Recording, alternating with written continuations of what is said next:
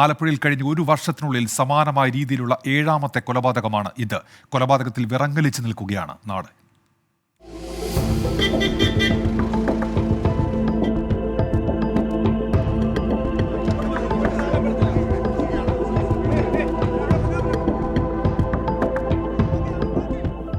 ശാന്ത സ്വഭാവക്കാരൻ, ആരോടും ഇതുവരെയും ഒരു പ്രശ്നങ്ങൾക്കും പോകാത്തയാൾ, അധികം കൂട്ടുകെട്ടുകളില്ലാതെ ഏകാന്ത ജീവിതം.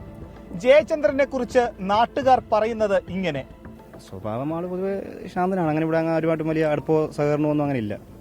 അദ്ദേഹത്തിനെ അധികം കാണാറില്ല, ഇടയ്ക്കിടയ്ക്ക് വരും പോകും എന്നുള്ളത് മാത്രമേ ഉള്ളൂ. മകൻ ഒരു കൊച്ചു പയ്യനാണ്.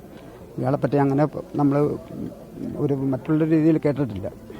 എന്നാൽ പ്രതി നടത്തിയ ക്രൂര കൊലപാതകത്തിന്റെ ഞെട്ടലിലാണ് നാട്.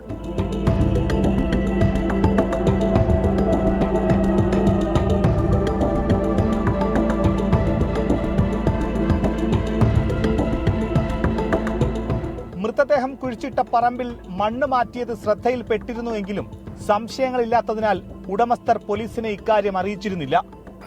ഒരാഴ്ച മുമ്പ് JCB കൊണ്ട് ഇതെല്ലാം ഇവിടെ വൃത്തിയാക്കിയായിരുന്നു. അപ്പോൾ തറക്കല്ലിടുന്ന കുറേ കന്യാക്കുരി മൂലക്കാണല്ലോ. നമ്മൾ ഈ സ്ഥലത്ത് പോയി ശ്രദ്ധിച്ചില്ല. ഞങ്ങൾ ഇവിടെ താമസിക്കുന്നത്, നമ്മൾ ചിന്തൂരിയാണ് താമസിക്കുന്നത്. അപ്പോൾ നമ്മളിവിടെ വേണ്ട കാര്യമില്ല. അപ്പോൾ രാവിലെ വന്ന് തറക്കല്ലിട്ടും ഉളികത്തിലും ചടങ്ങെല്ലാം കഴിഞ്ഞ് പ്രയാസമാണ്. നമ്മളിവിടെ ശ്രദ്ധിച്ചില്ല. ജയചന്ദ്രന്റെ ഭാര്യ സുനിമോൾ വീട്ടുജോലിക്ക് പോയ സമയത്തായിരുന്നു കൊലപാതകം. വിജയലക്ഷ്മിയുമായുള്ള ബന്ധം അവസാനിപ്പിക്കണമെന്നാവശ്യപ്പെട്ടിരുന്നെന്ന് സുനിമോൾ. ശനിയാഴ്ച പോലീസുകാർ വന്നിച്ചും പറഞ്ഞ് ഏതാണ് ഒരു ബുധനാഴ്ച എങ്ങാണ്ട് കഴിഞ്ഞിട്ടെങ്കിൽ ബുധനാഴ്ച ഇവിടെ ജയനുണ്ടാന്ന് ചോദിച്ചപ്പോൾ ഞാൻ പറഞ്ഞു ഞാനില്ലായിരുന്നു, ഞാൻ വീട്ടുവേലയ്ക്ക് പോയിരിക്കുവാരെന്ന് പറഞ്ഞു. സഹോദരി കൊല്ലപ്പെടുമെന്ന് സ്വപ്നത്തിൽ പോലും വിചാരിച്ചില്ലെന്ന് വിജയലക്ഷ്മിയുടെ സഹോദരി ഗീതാകുമാരി പറയുന്നു.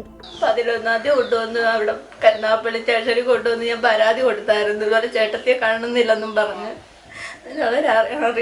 അതനുസരിച്ച് അവർ അന്വേഷണത്തിന് പോയി. അപ്പോഴപ്പോഴുള്ള ഒരാളെ വിളിച്ചു വരുത്തിയതാണ് അയാൾ ഏതാണ്ട് ചെയ്തവള്. വിജയലക്ഷ്മിക്ക് മറ്റൊരാളുമായുള്ള ബന്ധം ചോദ്യം ചെയ്തതിലുള്ള തർക്കമാണ് കൊലപാതകത്തിലേക്ക് നയിച്ചതെന്ന് പോലീസ്. ഇത്തരം വ്യക്തിവൈകല്യങ്ങളും കൊലപാതകത്തിലേക്ക് നയിക്കാറുണ്ടെന്ന് ആലപ്പുഴ മെഡിക്കൽ കോളേജ് സൈക്യാട്രി വിഭാഗം assistant professor doctor Shalima Kairali. സാധാരണ രീതിയിൽ ഇങ്ങനെയുള്ള സംഭവങ്ങളൊക്കെ വ്യക്തിത്വ വൈകല്യങ്ങൾ ഉള്ളവരാണ് സാധാരണ രീതിയിൽ ചെയ്യാറ്. വൈകാരിക അസ്ഥിരത എന്ന് പറയുമ്പോൾ അങ്ങനെയുള്ളവർക്ക് വൈകാരികമായ ഒരു ശൂന്യതയാണ് എപ്പോഴും അനുഭവപ്പെടുന്നത്. 24 ആലപ്പുഴ.